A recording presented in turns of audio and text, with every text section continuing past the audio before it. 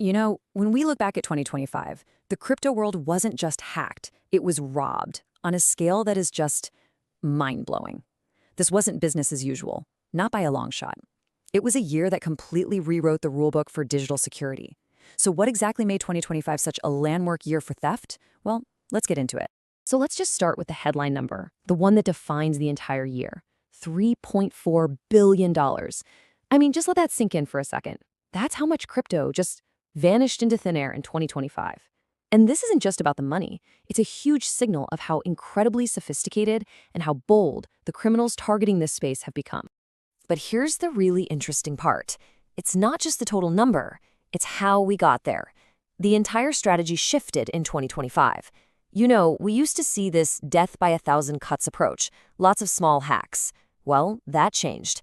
It became more like a series of volcanic eruptions. Way fewer attacks, but each one was an absolute system-shaking catastrophe for its target. So you've got to be asking, right? Who on earth is capable of pulling off heists of this magnitude? I mean, we're talking about operations with nation-state level complexity. And, well, the answer takes us right into that wild world where national interests and digital theft just completely collide. And when you look at who's behind all this, the picture becomes, well, honestly, it's pretty shocking. This chart says it all. A staggering 76% of all the money stolen in 2025 can be traced back to one single source, state-sponsored hacking groups from North Korea. They aren't just a player in this game. They're absolutely dominating the entire threat landscape. So let's put some hard numbers on that dominance. These groups alone looted at least $2 billion. That's a 51% jump from the year before. And you have to understand, for them, this isn't just a side hustle. We're talking about a core part of their national economic strategy. It's funding everything from weapons programs to the state itself. They're just getting better and better at it, pulling off fewer heists, but with a much, much higher success rate.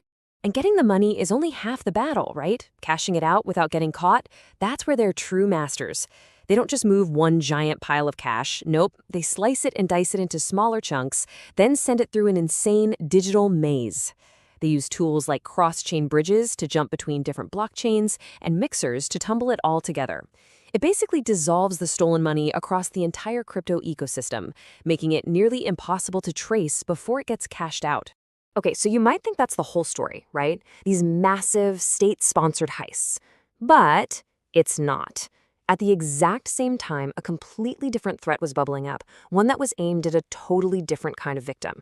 It basically created this two-pronged playbook for how to steal crypto in 2025. And this really lays it all out side by side. You've got two completely different criminal games being played.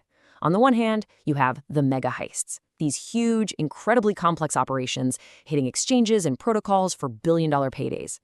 And on the other hand, mass phishing.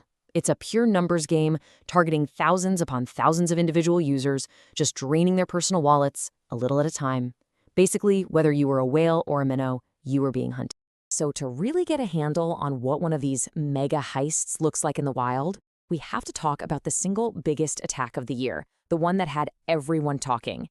In February, the crypto exchange Bybit became the victim of a truly historic breach.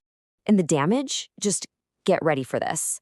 $1.5 billion in one attack. Think about that for a second. This one event was responsible for nearly half of all the crypto stolen in the entire year. It sent absolute shockwaves through the industry. Okay, this is probably the most important thing to understand about this whole heist. This was not a blockchain hack. I'm going to say that again. The blockchain itself was fine. What the North Korean hikers did was infiltrate Bybit's internal systems. They got control of a key checkpoint for managing assets, which basically gave them the keys to the kingdom. They could sign withdrawal transactions that looked completely legitimate. So to the system, everything looked like a normal, authorized transaction. The funds were just drained right out from under their noses. So, as you can imagine, Bybit went into full-on crisis mode. They had to reassure everyone and fast. They put out this statement making it very clear that the exchange itself was going to eat the loss and that no customer funds were at risk. And while they did manage to calm things down, the whole incident still caused a major panic and a big surge in withdrawals. It really just goes to show how fragile trust can be in this space. All right, so while the Bybit heist was grabbing all the headlines, that other threat we talked about was absolutely exploding. The danger was no longer just some distant problem for huge companies. It got personal for a lot of people. Check out this number, 158,000. That's the number of incidents in 2025 where an individual person's wallet got compromised. It's a crystal clear sign that scammers have massively scaled up their operations, targeting regular folks through phishing scams, fake websites, you name it. Now, you might think, okay, but each one of those is probably pretty small compared to a mega heist. And you're right, but it adds up, big time.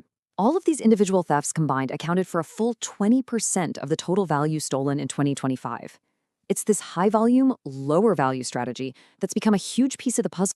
And, we saw certain ecosystems like Solana get hit really, really hard by this. And it's important to understand why. It's not because Solana's tech is less secure. It's kind of the opposite. It's a victim of its own success.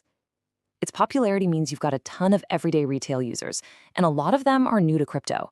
That, plus its super fast transaction flow, creates the perfect hunting ground for scammers, because people are just more likely to sign things quickly without double-checking every little detail. So after hearing all that, it's easy to feel a little helpless, right? But the good news is, you're not. While these threats are getting super sophisticated, a lot of the best defenses are actually pretty straightforward. So let's talk about what you can actually do to protect yourself.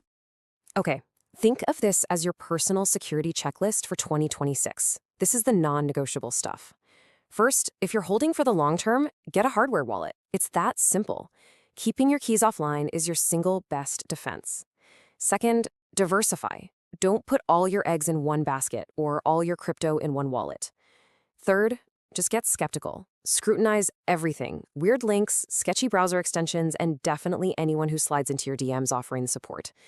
And finally, and this is maybe the most important one, just slow down. Review every single transaction you're about to sign. That extra second of caution can be the difference between being safe and being very, very sorry. 2025 was a brutal, brutal wake-up call for the entire crypto space. It really hammered home the point that security isn't something you just set up once and then forget about. It's a constant practice, an ongoing state of vigilance. So the real question this leaves all of us with is a personal one. After everything we've seen and everything we've learned, is your security ready for what's coming next?